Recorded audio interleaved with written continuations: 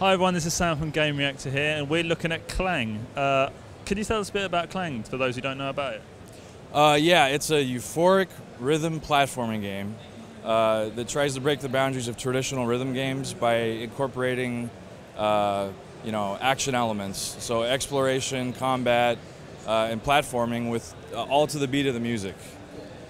So is it everything from combat to movement that takes place in the beats of the music? Yeah. So like an example is you'll be hitting turrets to the beat of the music, like the cannons that are firing at you. You'll jump and duck to the beat. And then you'll avoid things while you're hitting things to the beat. And it tries to like incorporate several things at once when you're fighting bosses. And then new mechanics are introduced as you progress. I assume in later stages of the game it gets quite intense then as you get more stuff to focus on during the beat. Yeah, it can. It's marketed towards core gamers. It can be very challenging, but it's very rewarding. There's a fine line where you would want to give up, but you don't want to give up. You want to keep coming back and trying until you get it down. So the reviews that are coming in are starting to say that it's a rewarding challenge. So that makes it fun. That's the key. Is we tried to make something that was balanced.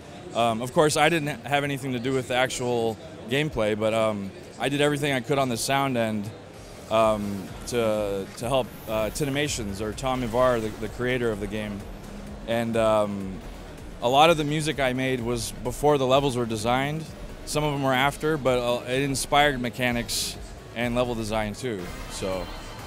Of course, the soundtrack is very important for a game like this. And what could you tell us about the soundtrack? What were your ideas behind it? What were the inspirations? Sure. The soundtrack was an interesting story because he was actually a fan of my video game remixes through a website called Overclocked Remix. And the prototype of the game used my old music. So he approached me with the prototype and showed it to me, and actually won a contest and got some prize money, and he wired me my cut, and he's like, you want to work on it with me? And I'm like, yeah. So we decided we wanted to start from scratch, and a few of the influences I have are very trance and house oriented. Some artists are like Trance Control, Ferry Corsten, Armin van Buuren. Those guys really influenced my style, and that's kind of what he wanted for the game. So a lot of trance, and then there was a Japanese artist called Nato, who has a fusion of electro house and trance and stuff, and that kind of inspired the music that's in the demo. But as we progressed, I started trying to incorporate traditional composing and electronica all together. So it's a pretty versatile soundtrack. Yeah. Would you say that the game itself has influenced the soundtrack and vice versa? Absolutely, yeah. It was very. I guess the word is like symbiotic.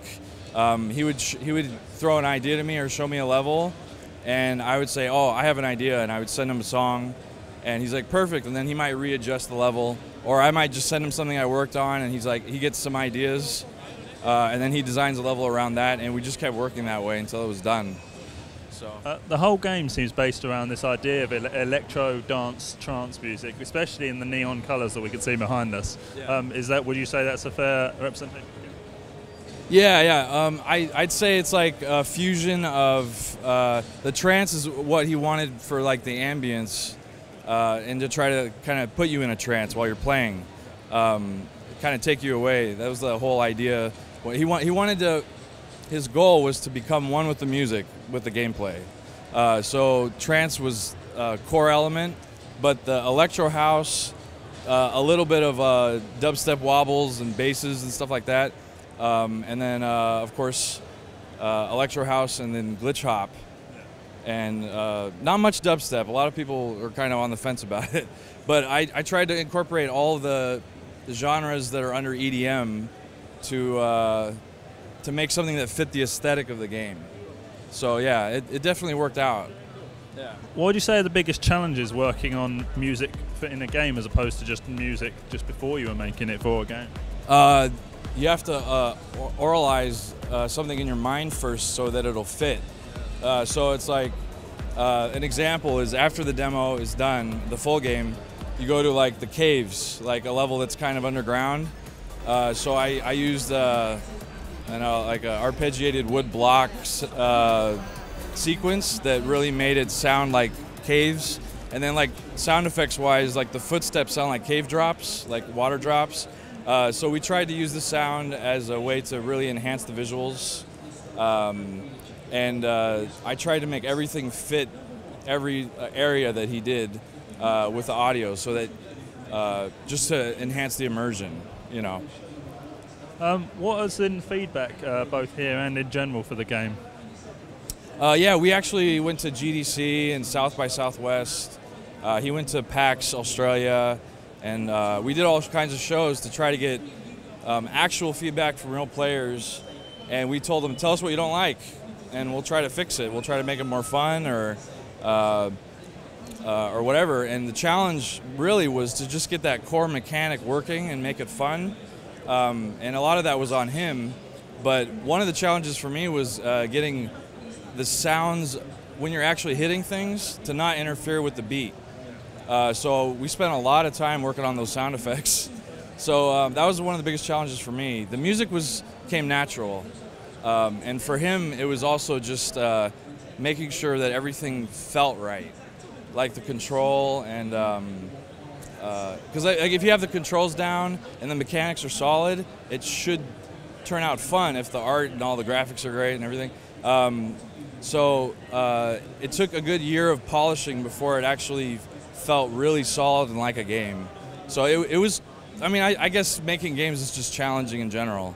But those are a couple highlights of some of the things that we had to overcome to make it like an actual game, you know. And what platforms is the game on?